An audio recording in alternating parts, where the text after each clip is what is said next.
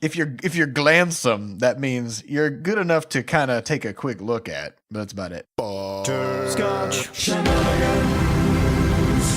Hey everybody, welcome to episode 41 of Coffee with Butterscotch, the game dev comedy podcast of Butterscotch Shenanigans. I'm Seth, and I'm the games programmer. I'm Adam, and I'm the webs programmer. And I'm Sam, and I'm the art not programmer. And today is March 1st, 2016. It was a leap year this year, which, as we all know, is the time of year when the two halves of the Earth switch sides.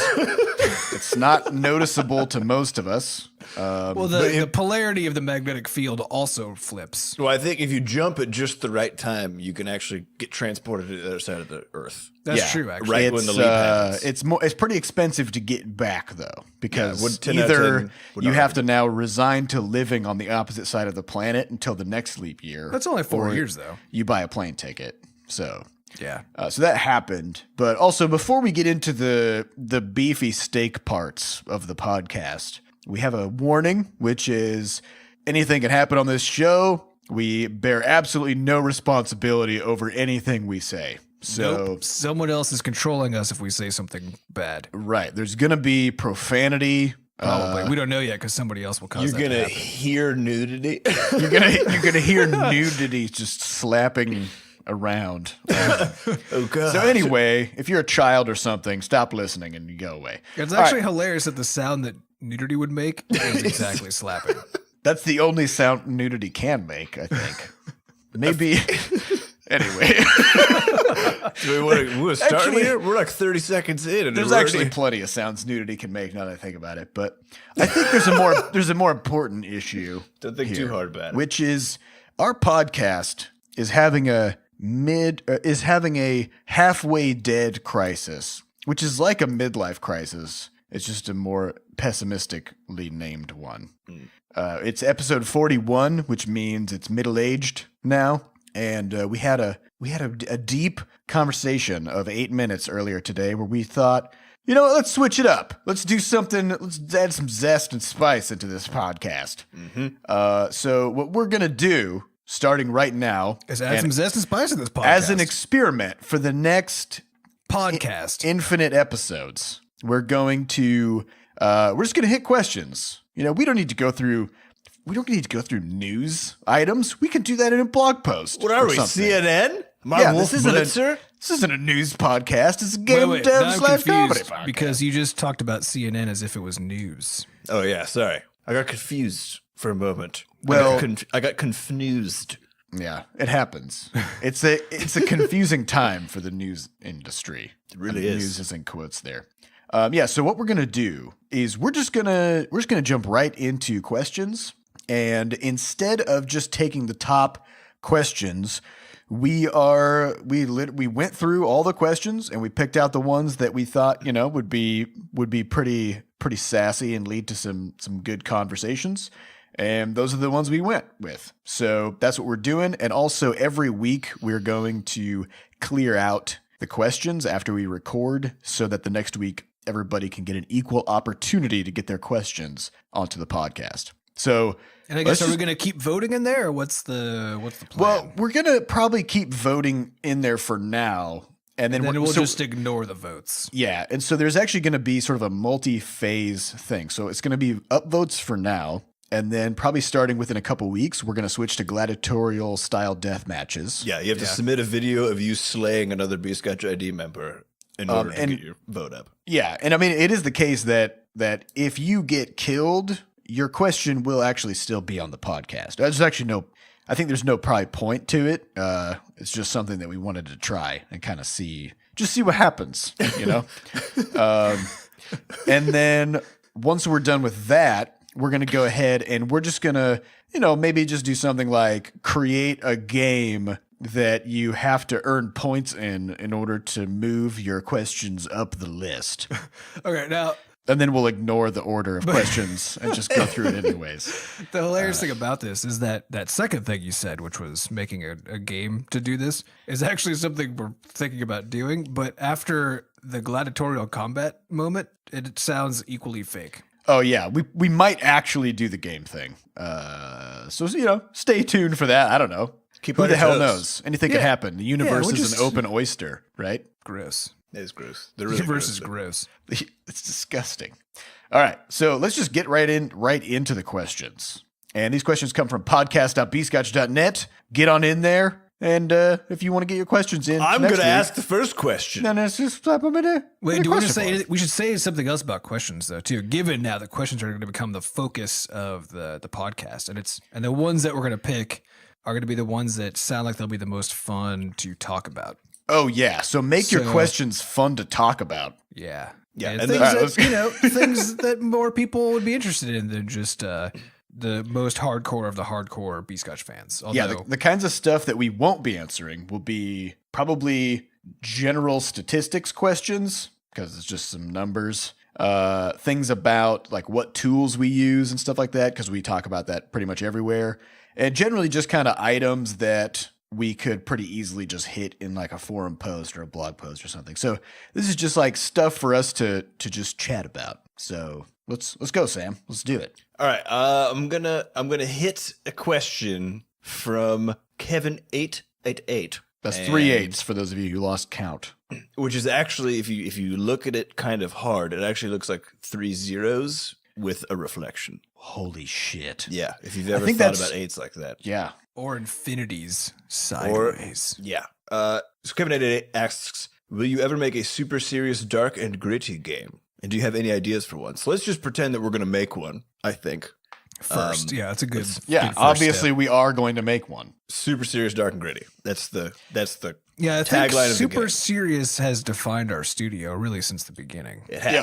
So this is right in our wheelhouse. And I think super serious, dark, and gritty. Let's make that the byline of the game. Well, Okay? I want to really focus on the gritty aspect. I think we should like really just make it about grit, meaning dirt. So you're actually a janitor. Sandpaper. Yeah, okay. You're a janitor or a carpenter. I think you're a mold janitor. Like And yeah, you you're working in a literally- dark You, space. wait, You live in a wait, dirt you- tunnel. You clean moles, or you are a mole and also a janitor. I Yeah. think if Yeah, you both of those cleaned things. moles, maybe you're a mole who cleans moles. You know? Okay. Also known as a mole stylist or Yeah, I guess. mole hygienist. a mole bather. Mole bather sounds gross for some reason to me. Could that be a death metal combination of band though. phonemes. Could be a death metal band. Mole bather. Yeah, Dude, it's so pretty good. you're in the dark. What's the mechanical? Okay, so the Systems title game. of this game is Mole Mole Bather. Bather. Mole Bather. Super serious, dark and gritty. Yeah, So it's obviously it's dark because of the fact that you're a mole it's literally dark. and you can't see The shit. entire gameplay is just a black interface. It'll be really easy for us to program. Yeah, Actually, it'll be the hardest thing will be the programming when you think about it. Nah. The art would be pretty easy. Okay. All things yeah. I'm already done. I've already done all the art. So if you guys can get on that. Wow. What are you going to This program? game's moving along fast. Yeah. So what are you going to program if all we see is darkness? Sounds. Okay, so it's going to be a sound-based. It's a sound base. I mean, that's kind of the thing about like a horror game, right? There's a lot of sounds happening. Okay, so it's that gonna be- scare you. super dark, and it's going to be sounds. Now, I feel like we need some sort of tactile feedback because if it's mole-based. Well, we'll probably use the Oculus, which isn't Okay. necessarily tactile. Okay, so this is our first VR game. It's pitch black, completely pitch black. It's a really good first step to VR because we don't have to learn very much to be able to do it. Well, basically anything at all, frankly. We could probably do this in Game Maker with the Oculus. And actually, it's pretty similar to if you just put on an Oculus on but don't turn it on. Yeah. It's a very similar experience. So So we take you're a mole bather, and moles would come in, so you'd hear them shuffle in the door. You know, one of these like sorts of things. Yep, you hear them they'd- crunching in the dirt tunnel. And then you'd hear them sort of, sit down heavily and warily in your chair, and it's a super serious dark game. So all of them have super serious problems. And Yeah. you're- Oh, yeah. You Yeah, got to you're a listen to their mole bather. problems. Yeah, Like they a tell you barber. what Like the problems a, while you bathe them. like you a gotta barber. be like a hairstylist, yeah. And so they can be like, "Oh my God, this other mole Ricky the other day took a horse straight into my tunnel." So that's where the serious part comes in. That's the serious because- part, and then you gotta be like, "Oh man, I empathize." Okay, And so it's then- like it's think like that's how it's almost like a conversation Telltale Games kind of a game where they tell you their problems and you have to have to- answer appropriately. Or you have to chop off their leg one swing at a time with an axe. Apparently, that's what Telltale games are. That's the other option. You can you either can talk to listen them to their or problems, or or listen chop to their legs problems off. or chop their mole legs off. They got 4 of them, so. All right, well, we got trademarks pending for this game. The art's already done, so nobody jump on this. All right, so just to before us.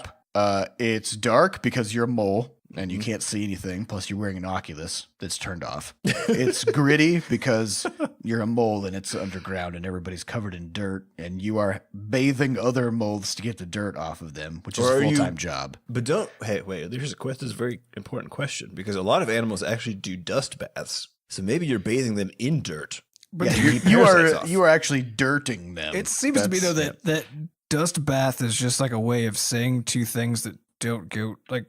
What does it mean for something to have a dust bath? You could take a mud bath. That's a thing. Yeah, but it but seems like it's- you're just redefining. You can also bath put to those be the weird- opposite of what it means. No.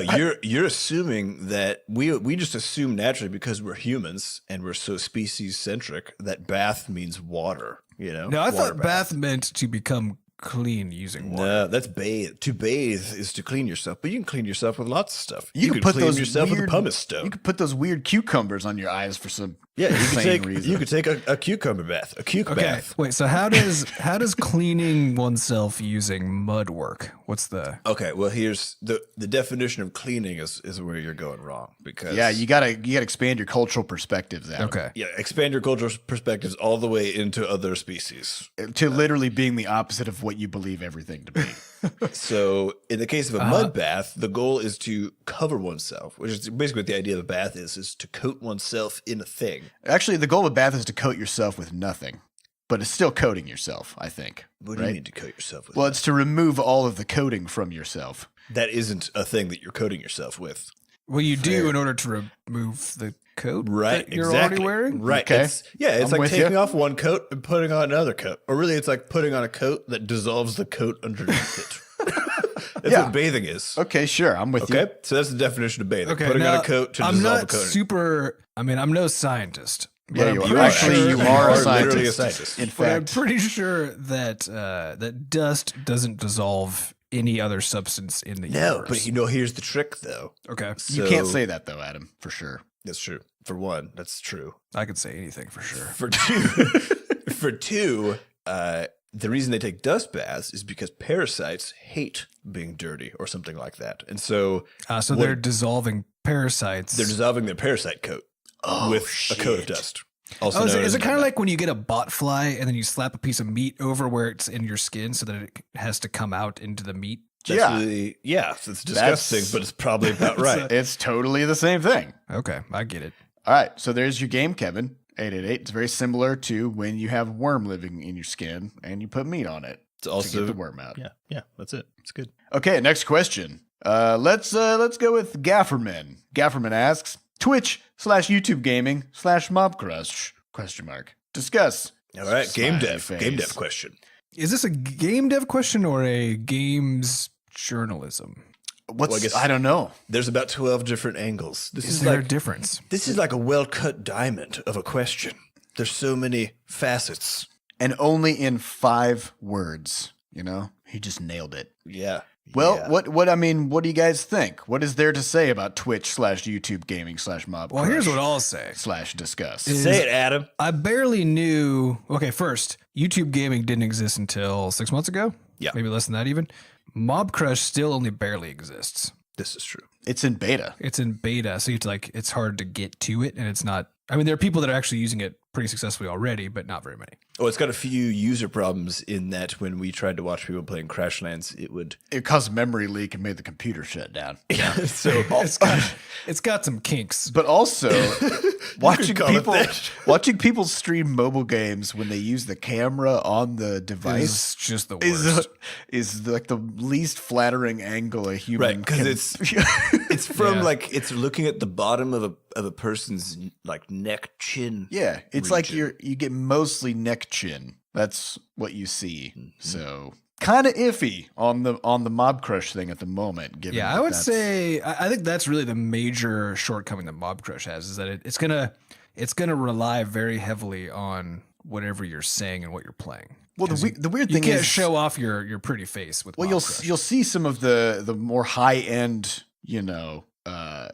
professional level mob crushers, they will have like an actual studio setup where they'll have a separate camera and a bunch of things hooked up to the mobile device so that it actually looks like a normal PC stream would or something. Right. But then they're just like holding this tiny little mobile device in their hand. It's pretty elaborate, I think, to get that kind of a setup working. I don't know. Yeah. I don't know how viable that is. Well, I think it's interesting because when we did all of the Crashland stuff, it was like we started with Twitch, and then we got some interest from Mob Crush people, and they were all like the quality of the streams is no different between the three, as in like the value I think that is there for someone who's watching one of those streams. I mean, like they're pretty much all the same sort of, it's the same sort of activity, same sort of thing. Mob Crush's interface problems aside, I do think it's interesting that the streaming is trying to branch into the mobile space, just because of like you said, how the device is sort of limited on that front. Well, and just exactly how detached mobile players tend to be from their games, just from like an excitement sense, I guess. You know what I mean? Right. Yeah. Well, I mean, most of the games on the market are more than slightly disposable, and so like literally, I mean, they're free. Yes. So there's that. So yeah, you don't tend to have a super engaged fan base, which I think makes it harder for streaming and that sort of thing to actually be good. But I think though that's going to stop being so important because the hardware being used in mobile is getting so much better so fast. Yeah. I mean, every generation of like the Samsung Galaxy S whatever, for example, seems to be like twice as good as the one before it, and they come out every year. And every iPhone is 31% better than the one before it. So right. Also good improvements. Yeah. Yeah. So I don't know. I think We'll see. eventually the hardware. I mean, the main thing about phones is they're intended to be super portable. So there's a limit on what you can do in terms of quality of the image that's being taken, and the fact that the camera has to be built into a certain part of it, and that it doesn't have peripheral attached. I mean, the fewer peripheral attachments, the better, because then the phone can be thinner. Well, I will say though, they're meant to be portable for now. But if you extrapolate screen sizes, starting 5 years ago to now, I think they double every 5 years. So, I think 10, 15 years from now, you'll have a good 27-inch smartphone. Yeah. And you actually get, a back slot, not a backpack, but a back slot. You'll get slide it into a pouch cut into your back like a kangaroo. You just slip your 27 reverse kangaroo. You just slip your 27-incher into the hole, and then I think at that point you'll really see mobile streaming really kind of blow up. I think that's going to be the cultural touchstone. I mean, I think everybody kind of pits them against each other, but the weirdest thing for us on Twitch is that it's so heavily dominated by. I mean, if you pop up their homepage, it shows what games are being played right now and how many people are watching all those games. It is such a power function ecosystem where there's just like League of Legends has like 80% of all of the stuff, and then I think the next Dota, whatever the next MOBA is, has the other 18%, and then the rest is kind of divvied up among everybody else. It's kind of a nutty thing. So I think there's always going to be these power functions when it comes to these community platforms. It's kind of what we're used to now with all the internet stuff that we've experienced. But it's just interesting to me that there are a lot of people who do say indie game streaming or whatever else, and we had a few of them cover Crashlands in particular, like Bike Man. The relative power of those guys. I wonder if it's like people like watching a certain show on television, and with Twitch, with streamers, you have a personality plus a game is what makes the show, right? And I'm wondering if there's more longevity in a streaming platform when you can actually pick a game that you're gonna just be like playing just that game, if that makes sense, as opposed to switching games every single time. There are some streamers that I know of that, for example, just stream World of Warcraft. Right. And that's just what they've been doing for, 2 years now or whatever. Right. And most of the biggest ones they stream a game, like CSGO or... Yeah, but those games generally have to be multiplayer because that's where, the biggest variety of game content comes from. And they're more like hobby style games where you can just keep going back over and over again. So Hearthstone, World of Warcraft, Counter-Strike, League, blah, blah, blah. Blah, blah, blah. Blah, blah, blah, blah, blah. All right, next question comes from The Serene. Is there any chance you guys can make a small web program so that we can make our own yellow and purple Butterscotch face like you guys have? Holy shit. So Adam's PhD was in computer vision. That's true. Which is although it little probably different, isn't but- required for this. You don't think so? You could take a picture of someone, use the computer Oh, vision. you mean you're going that's like a little that's a you're little bigger. You're maxing out this question. Yeah, of course I'm maxing it I out. was just- What, I you was think I'm on thinking this like a- podcast to minimize? I was just thinking like a character creator where you've got base faces and glasses types and beard levels, Beard Please. levels. We and gotta then put you mix and match. we gotta put that PhD of yours to good use. Is this a good use of it? I think Yeah. so. I think Oh. yeah. Well, I guess, but I have a follow up question. What? What? Why? That's a my great question. That's great. Well, I think people want to have purple Butterscotch faces But for use in what context? to put on their forum avatar, to just like have, you know, So what maybe you're their asking Facebook is to profile. totally change the avatar system. in No. Butterscotch ID. Oh, right, because there is that aspect of it. Wait, Yes, what about we'll go what ahead about, and do that too. Okay, what about like that when gay marriage passed or any of those? Yeah, what about big gay marriage? What about gay marriage, Adam? I can't use computer vision on that to yeah. turn it purple and yellow. No.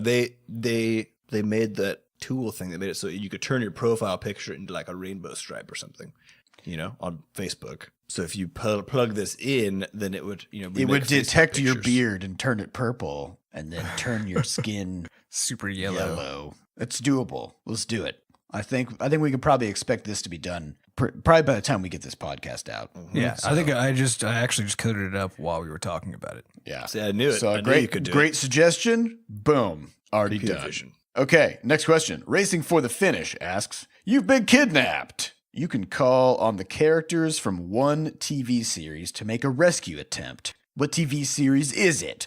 Constraint. All three bros must pick a different TV series." How I'm gonna go dangerous is this with kidnapping? That's what I want. Heroes. I'm going with heroes. But wait, is this a hostage situation? Like, are they Doesn't going to kill matter. me? I'm going with heroes, which means I have infinite powers at my disposal Except to there's- solve any problem. Except there's one thing you've missed, Adam. What's that? There's one thing you missed. It doesn't say that you can specifically pick which characters from the TV series. It just says Oh, the all the characters, characters. which means if you call on the cast of Heroes, you have to get all of them. Okay, let's think about this. Like, they all get a text from you, every single one of them, and it says, Yeah, Adam's so are been we kidnapped. buddies or what? No. It's just like, this is like one of their, you know, You it's can like an Amber summon Alert. them like a necromancer in Diablo. You just, Okay, yeah, sure. Do you that. just whip up, So whip just out burn the some cast of mana heroes. and then pull out a cast of heroes. Okay. It's called Cast of Heroes. That's what the spell is called. It's a pretty good spell name. Actually, it kind of is. Yeah, because then you also have like creepy circus earthquake man. You've got a dude who cuts heads off and looks at brains, right? Like you've got some villains in the mix too. And Yeah, they're except gonna have to all the cooperate with- villains are at some time or another also good guys. So I guess it depends, on what sort of snapshot within that particular universe. I can tell you what show I wouldn't pick: Hmm. The Flash. Yeah, no kidding. Why, is he useless? No, yes, because he's just like anything where someone is overpowered, like Superman. He's right? so overpowered. That they have to randomly disable all of his effectiveness in any context. So basically, if he was to come try to rescue you, some stupid thing would happen, or he would just decide to be shitty. Yeah, he would just like lose self-confidence in the middle of the rescue mission, and that would be the big obstacle that he has to overcome to save you, even though he's perfectly capable of it, and it would be effortless. I mean, And he then- can run so fast that he goes backwards in time, Yeah. right? Did that But actually happen? It does. I mean, spoiler alert. Also, you shouldn't watch it. But if you do, spoiler alert. He runs so fast he goes. No, man, we should spoil this thing because people need to know what's happening. We need Can he this just is run- a public service. Wait. Can he just like run in a circle, like a tight circle, to go back in He time? can do whatever the hell he wants. That's the thing. Yeah, There's he's even so the fast. only apparently. So I lost interest after like 3 episodes because like maybe it's gonna not be so bad. Nope. I watched the whole first season. Okay, well, it kept being bad, and then I just stopped watching it. But apparently, in the second season, I think they introduce a character called Reverse Flash. No, that's still in the first Oh, season. it's in the first season. Okay, and that's a character which is the Flash from another dimension, and that was the only way that they could like introduce something that balanced out how overpowered he was to just copy paste him and call it the Reverse Flash. Yeah. But here's the thing: is almost the entirety of the show has no conflict between the Flash and the Reverse Flash. It's mostly between the Flash and other people with interesting powers. Well, here's my question. And even though he's the most overpowered character of all of them, somehow every single one is a challenge. Like incomprehensibly. Yeah. Even to the point where there's a guy who's just a regular goddamn human, just a normal guy, but apparently he's very smart. Well, the one And that I so saw was he has this where- gun. He's got like a freeze ray. And for some reason, the Flash can't run faster than this guy can move his gun, even though he can run so fast he can go backwards in time. So, you know. The thing that did it for me was when the Flash was in a fist fight with a man that could turn into fog. Yeah. Okay. Yeah. And even though he can move his, it's like there's one scene where he shatters glass by just like putting his hand on the glass. And then Vibrating his hand so fast that it matches the frequency of the glass and the glass explodes, which is fucking awesome. Mhm. Like, that's a cool thing. Which does tell you, though, that he can move his hands and limbs unbelievably fast, right? But when he gets into a fist fight with this guy, he's just fighting him like a normal dude. Like, he's just throwing regular punches and getting punched in the stomach for no reason and it's not basically making any he attempt goes- to dodge anything. Yeah, he goes out of fast motion anytime. So basically, think about it. Anytime Like there this. needs to be a story conflict. No, it's not that. Anytime him being able to move fast is a solution to the problem. He instead chooses to move at regular speed. Right. And that basically summarizes the entirety of. So you the mean he TV actually show. just uses his Flash powers to move between places where Between he acts problems. normally? Yeah, so he's like, oh my god, there's an emergency. Let me get there as fast as I can, and then just be a normal person to get my ass kicked. Yeah, it's the worst. I'm just gonna say it. It's the worst show ever made. I'm just gonna put it right out there. I would not go. I'm that going far, there. but it's not. Let the great. tweets flow, man. All right, you know what TV don't series care. I would pick? I would Which pick one? SpongeBob SquarePants, Okay, now I'm intrigued. because I would like to see SpongeBob SquarePants' reaction to a hostage situation in the real world. I think that would be amazing. Well, for So- starters, he'd be super dry and He would possibly be very brittle. parched. Yeah. Yeah, you know Can he, those, can you know he those function scenes? properly on land? Like, if he dries out, does that mean he's so stiff he can't move anymore? They Or made his- that movie. There's like a 3D movie they made where he's on land. So I'm going to go ahead and Oh. assume apparently he could do it. So his arms and legs are not sponges, so they stay flexible He when must. they dry out. They don't have holes Okay. in them like the Whoa, other that's body material. disgusting. What are his? So wait, his arms and legs aren't sponges. They must not. What be. are they? Are they real arms and legs? Like, did somebody graft human arms and legs onto a onto sponge? a sponge? What Or- is SpongeBob? Oh I my assume- God. I mean, he's a rectangular sponge, but I assume he's meant to be like an actual sea sponge. I think Right. in theory, but he also just kind of looks like your normal dish sponge, actually. But I think it's He's a- because they assume that people wouldn't. Also, sponges are ugly and weird shaped, so yeah. They would. Yeah. They assume that people wouldn't understand what a sponge actually is unless it looked like a kitchen sponge. yeah, But maybe Well, I think he they is assumed a correctly. kitchen sponge. Yeah, I'm pretty sure he is a kitchen sponge with human arms and legs. with grafted human on. arms attached to it. It's getting more disgusting as time goes on. Let's go. Let's get out of here. Yeah. All right. Next question comes from Gafferman again. Gafferman says, "Love the idea of a Butterscotch RTS. That's a real-time strategy game for those of you outside of the know. What would that mean? Oh, sorry. But would that mean it would be PC and Mac only, or do you have some ingenious control system in mind for mobile? Also, what would the factions be?" So I guess this is kind of a question about how we want to do things going forward as well, right? Yeah, As if far we as make an RTS game, would we make it on mobile or would we make it PC Mac only? I mean, I think in general, to me, one of the values of trying to make a game work on every platform you can conceive of is that it introduces really interesting design constraints and forces you to do things differently than they've been done. You know, Yeah. because Yep. we could make an RTS with some hotkeys and a mouse, like Everybody's every other RTS that exists in the universe, or we could say we need this to work on consoles, PCs, and mobile. So let's think about that. Yeah. Well, is there an RTS on mobile? Is that a thing? There are some. I mean, and I know Kingdom Rush guys, Ironhide Studios. Their next game is an RTS and it is on mobile. It's like a space. It's a space marine. I mean, it's got to be an untapped market, right? Esque sort of Because thing. RTSs an are untapped because it's on mobile. well, RTSs. I mean, they're some of the more complicated That games. took me like an hour to out understand there. that joke. So I don't know. All right, guys, I have to pee so bad I'm gonna die. Give me a All second. right, we'll take a breather. Sam forgot to go before we went.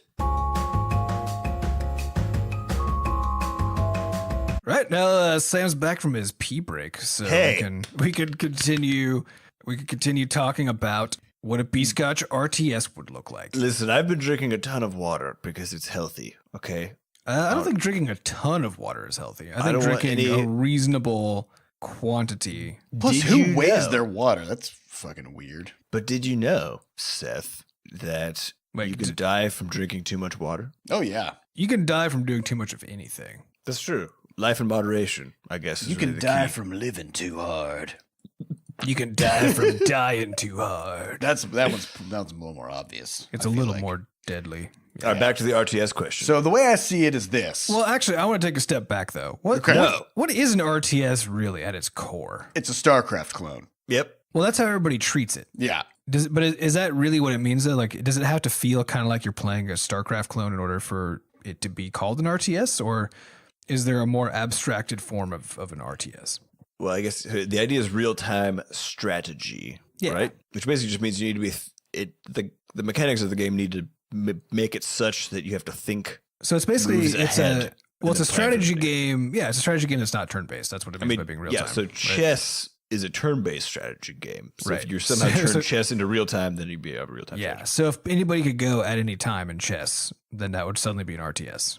Right. and That would also be weird. most RTSs are kind of defined also by this whole concept of having to accumulate and spend resources as part of the overall strategy of the game. Well, that's because they're always designed kind of around military strategy. Yes. So it's like you have to raise units and feed them or whatever, and then get them to a certain location.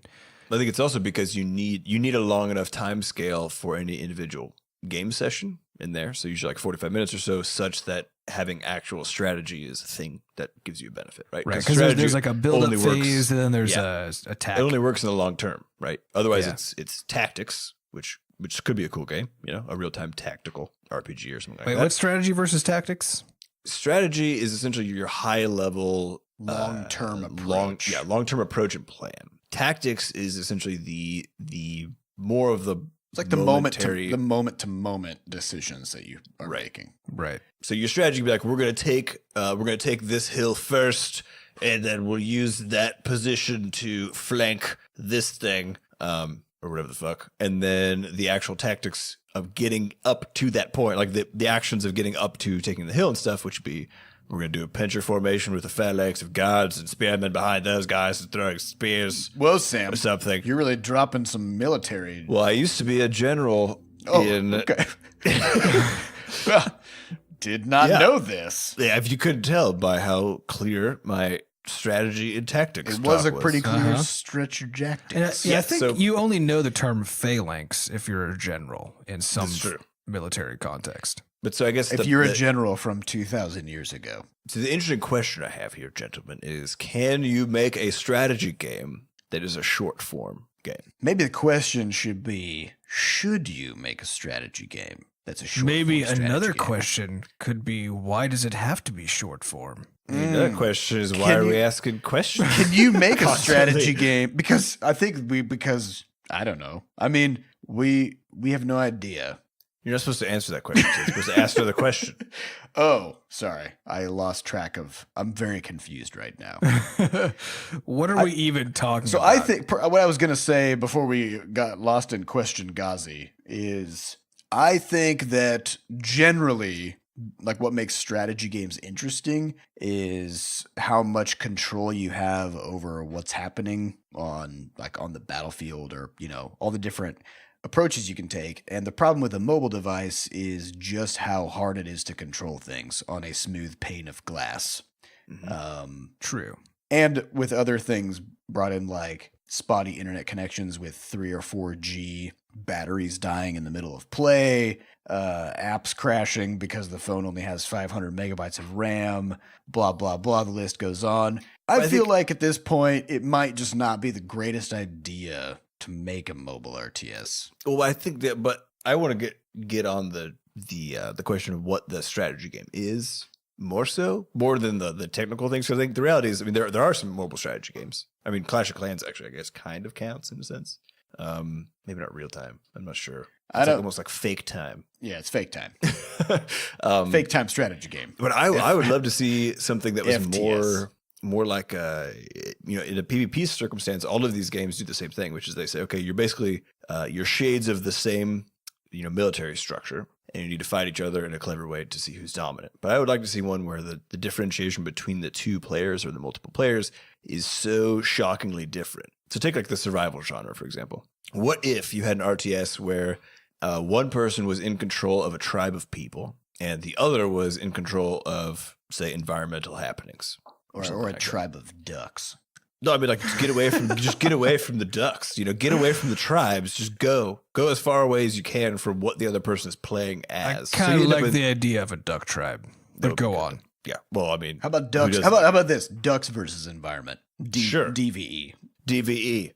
I mean, think about like the game Evolve or Left 4 Dead, right? Where you're playing against something that is completely different in a very, very real way from you. I think it'd be really cool if you had a multiplayer situation where in an RTS, with an RTS sort of build, your ducks, you had to build up your duck army or whatever else. Or maybe you're just your duck flock. You got to get your duck flock big enough that you could, reach some sort of capacity, fly away, that sort of thing.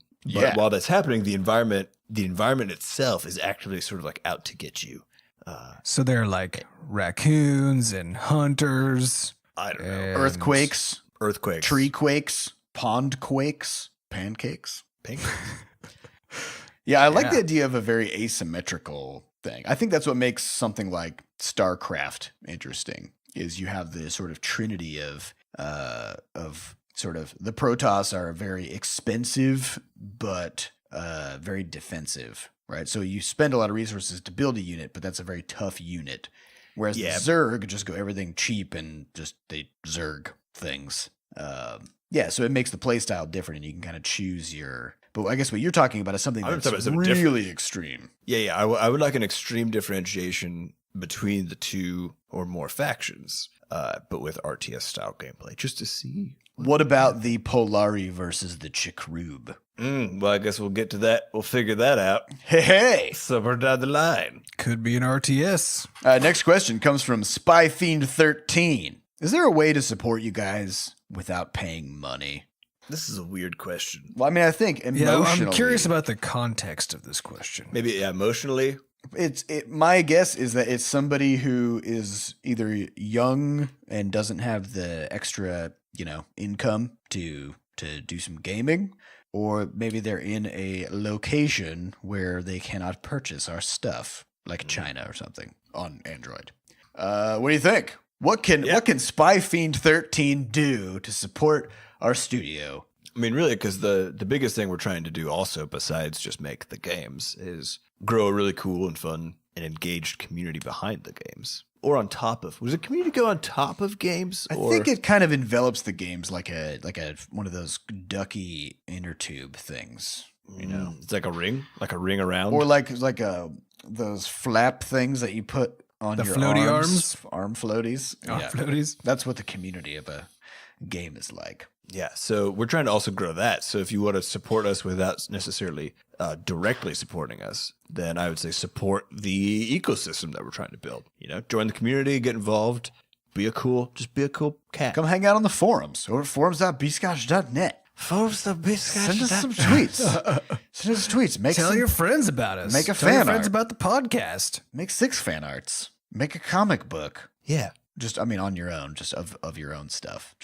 That's just for you personally to kind of work on your own personal growth. It's got to grow. Yeah. All right. Next question comes from shit. We got a bunch in this list. We got a lot. I'll ask one of them. Seth, this one's for you. From Map5597. Why, out of all the muscles, is Seth a bicep in particular?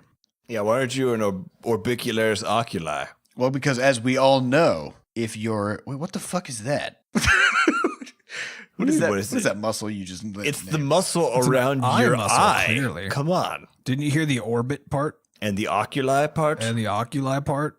So, isn't that probably weaker than a bicep? What are you getting at? What are you getting at, Sam? It's probably significantly weaker than a bicep. That's fair. What if it wasn't? Holy shit. If you could just squint so hard that you could... You could lift 50 pounds off the ground with your eyelids. It's exceptionally That'd disturbing. be a useful skill. Why a bicep in particular? Well, because I think if you have a proper gym regimen, then the bicep is the largest muscle in the body. So, Wait, if you have a proper one? Yeah, if you follow a proper gym regimen, Does that mean the skipping only leg day? essentially amounts Yeah, to skipping leg day every time. Well, no, every time it's not is about leg day, you skipping skip it. leg day. It's about every day being bicep day, right? You go in, you do 30 curls. You go in, you do 30 concentration curls. Then you do alternating curls. Then you do incline curls. Then you do some pull-ups. And that's Monday. And then Tuesday, every day is the same as Monday. It's just the same all day, every day. I see. That's how you exercise. I feel like we understand now how your biceps are so huge. Yeah, they are rather huge. And more But I importantly, why I don't have any other muscles in my body. yeah, because you just don't do those exercises. Exactly. Too busy doing bicep exercises. But I think also a bicep is really like anytime you think of something that symbolizes strength, it's always like a flexed arm flexing a bicep. Yeah, I think it's true, because you know? bicep, like that's where, I don't know. The I have no bicep is idea. the only muscle that we're allowed to Yeah, you never see like, show that also can get large. you ever see an icon, like a logo for coming in like strength and power. And then there's just like a calf flexing. Well, no, but I think it's actually partly too because muscles by themselves are so generic looking that they'd be impossible to figure out what the hell you were looking at without the context of some other body part, right? So when it's a bicep, they always bring the hand into a fist, so it's like a flexed arm with a hand right next to it, you know? Sure. And so then you can tell, oh yeah, I'm looking at a bicep. Mm. But if you just saw like a big Wrist. wrist or a big, and wrists don't get very big, or a big Like what the fuck are trapezius. leg muscles called? Yeah, or trapezius, Quadriceps, hamstring, hammies. that weird muscle that's a little small and it goes in the front of your shin. That one. Oh, that one that always just hurts like a motherfucker when you Yeah. run too much? Yeah, that one. That muscle's a little Nobody weird knows to what that me. muscle's called, and it's just a dick. It's the dick muscle. It's The dick epicenter muscle. of pain. Yeah, so short answer, I don't know. Okay, last question of the day comes from Sofering. This question is, do you guys ever get sick of working together? Has there been any childish beard pulling between you guys? Before we get into this, I like the phrase childish beard pulling. Yeah, me too. It put an interesting image in my head. That's good. Yeah, you know how kids are. They pull on each other's beards all the time. Damn kids. Yeah. No, we don't get sick of working together. I think it's pretty good. Speak for yourself, Seth. Oh yeah, that's Yeah. true. I don't really mind Damn. working with these guys, but I'm pretty hard to work with. So Fact. Seth just complains all the time. it's kind of a one-way street, really. yeah. It's mostly Sam and I both can't stand working with Seth, but he's just happy all the time, Yep. which could be the source of all of our problems. Which is why they can't stand working with me. Yeah, we're just like, dude, you have nothing to be happy about. What's even happening here? Yep. And I don't even give a shit. I'm still doing it. Just cruising. All right. So that wraps it up for Coffee with Butterscotch. This has been our new format, episode 41. Thank you all for listening. And like we mentioned, we're going to be clearing out questions after we record each week. So, if you want to get your questions in, then you'll have a much better opportunity to get your question answered. So thank you all for listening. And if you want to get in on next week's podcast, head on to podcast.bscotch.net and ask away. We will catch you next week. Bye. Goodbye. Bye.